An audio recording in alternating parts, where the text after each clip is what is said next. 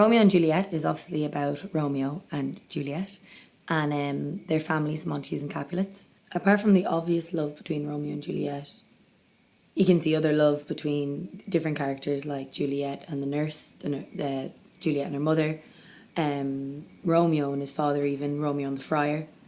There's also the tragedy, which is another obvious one, about how love can push them so far and how they're willing to do anything to be together.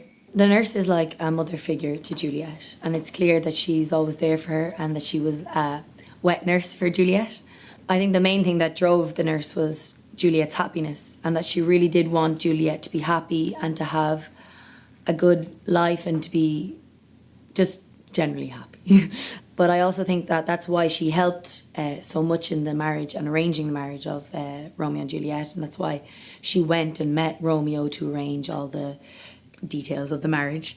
It's because she loves Juliet so much and that she really wanted Juliet to be happy.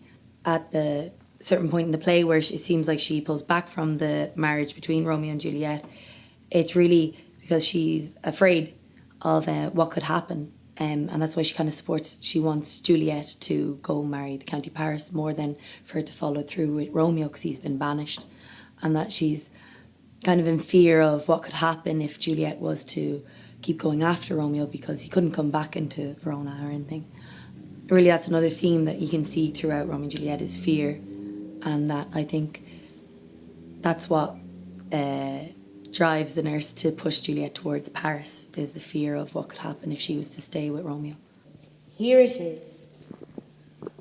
Romeo is banished, and all the world to nothing, that he dares ne'er come back to challenge thee.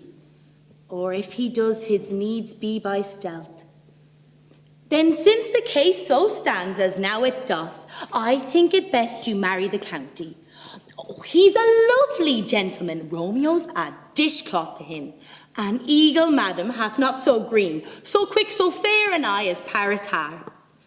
Beshrew my very heart, I think you are happier in this second marriage, for it excels your first. Or if it did not, your first is dead.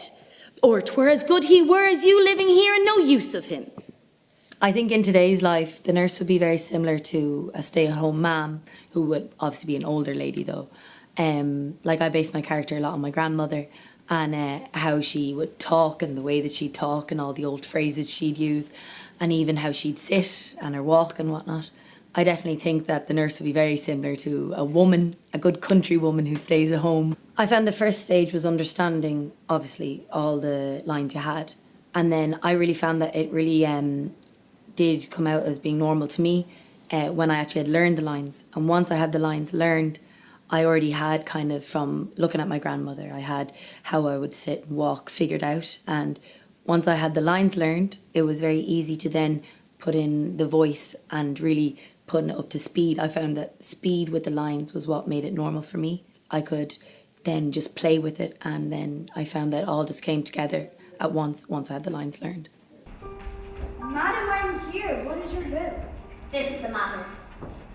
Nurse, give leave a while. We must talk in secret.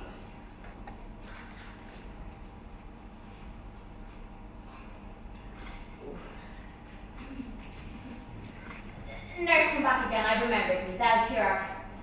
Thou knowst my daughter is of a pretty age.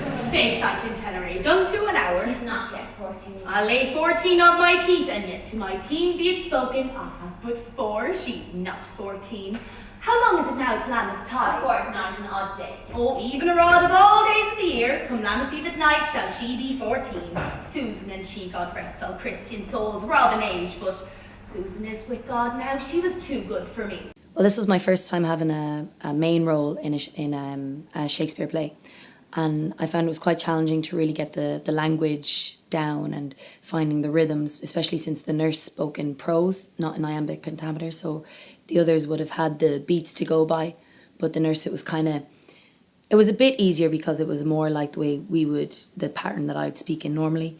But at the same time, there wasn't the same ease of flow of finding how the sentences would go. Peter was a great help with that. He'd always have no problem telling you what they meant if you couldn't find them, the translations in a book, or even helping each other. Like if I ever had a word I didn't understand, there'd always someone there who would get it.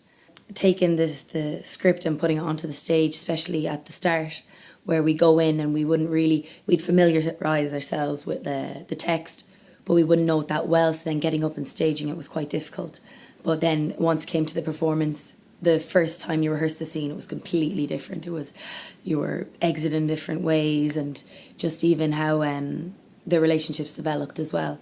It really made it come together at the end. I also found it helped at school then, because we were studying Macbeth. The studying of Romeo and Juliet really did, I found it showed in my Macbeth essays that I was able to understand the text a lot more and my answers were a lot clearer. I learned how to really make a character and how to watch people, such as like watching my grandmother, and you can actually pull characters from people around that you see, even going through school, just walking down the hallways, how you could see how maybe, we could definitely use something that, how somebody rubs their hair or anything like that. I definitely think this year was a big year for, my personal development as an actress, because of having such a big role in Romeo and Juliet, as well as preparing for auditions and doing a connections play. There was a lot of stuff going on, and I really found that without KYT and Peter, I definitely wouldn't be doing. I wouldn't be looking to do acting in third level. Now, for God, I am so vexed that every part of me quivers. Scurvy knave! I pray you, sir, a word. As you know, my lady bid me inquire you out.